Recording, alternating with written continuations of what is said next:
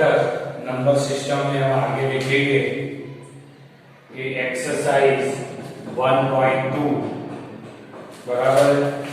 तो एक्सरसाइज 1.2 जिसका question number 1 है, जिसके अंदर आपको ट्रू फॉल्स किए हुए हैं, तो वो देखते हैं।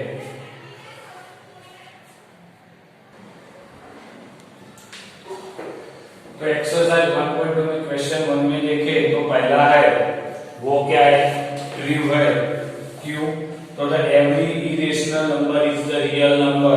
तो इरेशनल नंबर, मैंने पहले बोला रेशनल और इरेशनल नंबर रियल नंबर में आते हैं, यानी collection of real number are contain all the rational numbers and irrational number, दोनों आता है, इसीलिए रियल नंबर के लिए ट्रू।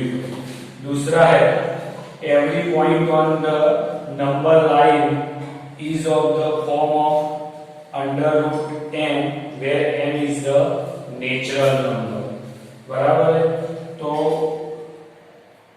नंबर लाइन पे रिप्रेजेंट की बात है तो वो फॉल्स है, क्योंकि नेगेटिव नंबर रिप्रेजेंटेड करते हैं नंबर लाइन पे, तो वो ये फॉर्म में आता नहीं है। क्यों? तो नेगेटिव नंबर का अंडर रूट निकलता नहीं। अगर m है वो नेचुरल नंबर है तो उसका अंडर रूट आपको पॉजिटिव नंबर ही मिलेगा, यानी m is natural number then under root m is positive, ये पॉजिटिव आता है।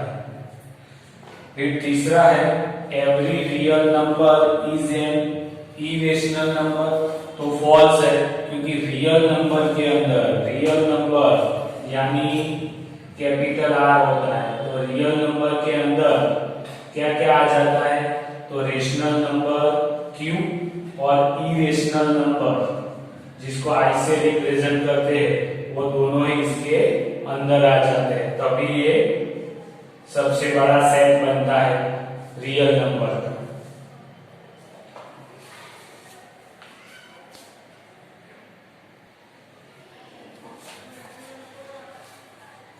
तो क्वेश्चन नंबर 2 है कि are the square root of all positive integer irrational, if not give an example of the square root of the number that is the rational number.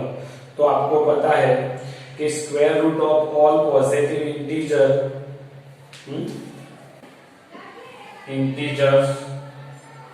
all positive integers are rational। Example कौन सा लेना है, square root of positive तो 4, तो उसका मैं square root लूंगा 4 का, तो under root of 4 is equal to 2 मिलता है। तो 2 कौन सा नंबर है, रेशनल नंबर ही मिलता है। यानी कोई भी पॉजिटिव नंबर ले लो, जैसे कि 16, इसका स्क्वायर रूट लो, 16 का स्क्वायर रूट कितना होता है 4, तो 4 कौन सा नंबर हुआ, रेशनल नंबर हुआ, इरेशनल मिलता नहीं है। रिप्रेजेंटेड अंडर रूट 2, बराबर। अंडर रूट 2 को आपको रिप्रेजेंट करना है तो उसमें भी ऐसा करेंगे, ए बी सी 1 यूनिट में ले सकता हूं, ए बी 1 यूनिट हो सकता है, तो ए अंडर रूट 2 मिलेगा। कैसे? तो इन ट्राइंगल एबीसी यूज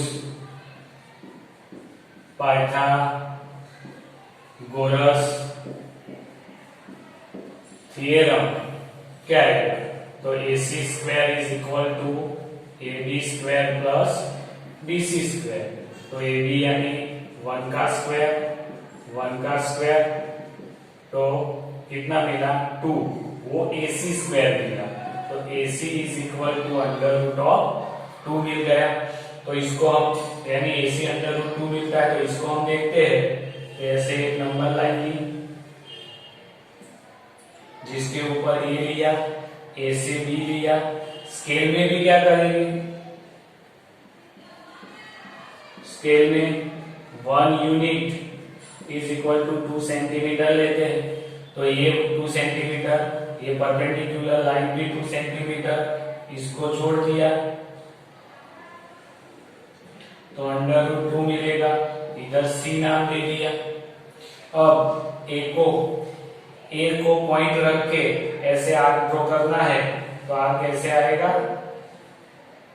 तो आर रिप्रेजेंट करता है वो √2 मिलेगा। तो इसका मतलब क्या हुआ, AC और AP इज इक्वल टू √2 आ गया। तो इस तरह से आप नंबर लाइन पे √2 रिप्रेजेंट कर सकते हो। ए क्या है, 0, वहां से P का जो डिस्टेंस है कितना होगा, √2 होगा। इस तरह से √3 कर, सॉरी इसके अंदर अगर √3 करना है आपको रिप्रेजेंट, तो आपको पता है √3 करना है, तो √3 के लिए ऐसा पाइथागोरस थ्योरम बनता नहीं है, लेकिन √2 बना के बाद आप उसको 3 में कन्वर्ट कर सकते हो। तो पहले आपको √2 करना है। अगर मैं √2 करता हूं तो यही मेथड से, जैसे कि ये पॉइंट है, इधर B पॉइंट लिया, इधर से पॉइंट लिया और इसको जोड़ दिया। कितना लिया मैंने डिस्टेंस, 1 यूनिट और ये भी 1 यूनिट लिया, बराबर है। और ये पॉइंट मिला है C, ये कितना हुआ, √2 हुआ। अब ऐसे में आर्क लगा हुआ ऐसे, तो मेरे को P पॉइंट मिलेगा। P क्या हुआ, √2 हुआ।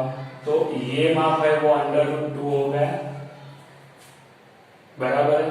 अब P से मैं एक परपेंडिकुलर लाइन खींचता हूं जिसको D पॉइंट बोलता हूं, और वो कितने का है, 1 यूनिट की। अब इसको जोड़ देता हूं A से B को, तो ये कितना मिलेगा, √3 मिलेगा। कैसे, तो वो मैं बताता हूं। In triangle ADP, AD square is equal to DP square plus AP square. DP कितना हुआ, 1 का स्क्वायर, AP कितना है, √2 का स्क्वायर, तो 1 प्लस 2 हुआ, तो 3 मिला। क्या, AD स्क्वायर, तो AD कितना हुआ, तो मिला √3। तो आ गया कि नहीं। अब √3 ऊपर आया है, उसको हमको नीचे रिप्रेजेंट करना है ना, तो A को पॉइंट करके इधर से ऐसे ऐसे करके ऐसे आर्क ड्रॉ करेंगे हम ऐसे, तो आर्क कहाँ मिलेगी, इधर मिलेगी। तो वो मेरा Q पॉइंट है। Q क्या रिप्रेजेंट करेगा, √3, यानी AD is equal to AQ is equal to √3 मिलता है। कब, ये पॉइंट पर 0 कोऑर्डिनेट हो, बराबर है। तो AD और AP, तो इस तरह से आप √3 को रिप्रेजेंट करते हो। तो √3 रिप्रेजेंट करने के लिए √2 बनाना है, फिर इसके बाद में एक पॉइंट खींचना है, लाइन ज्वाइन करनी है, वहां से आर्क ड्रॉ करना है, तो आपको क्या मिलेगा, √3 मिलेगा। अब अगर इधर से पॉइंट खींचता हूं, इसको ज्वाइन करता हूं और इधर करता हूं, तो Q फिर ये R, तो ये √4 मिलेगा। इस तरह से इसको ज्वाइन करता हूं और आगे जाता हूं तो √5 मिलेगा। इस तरह से भी आप आगे तक ले जा सकते हैं।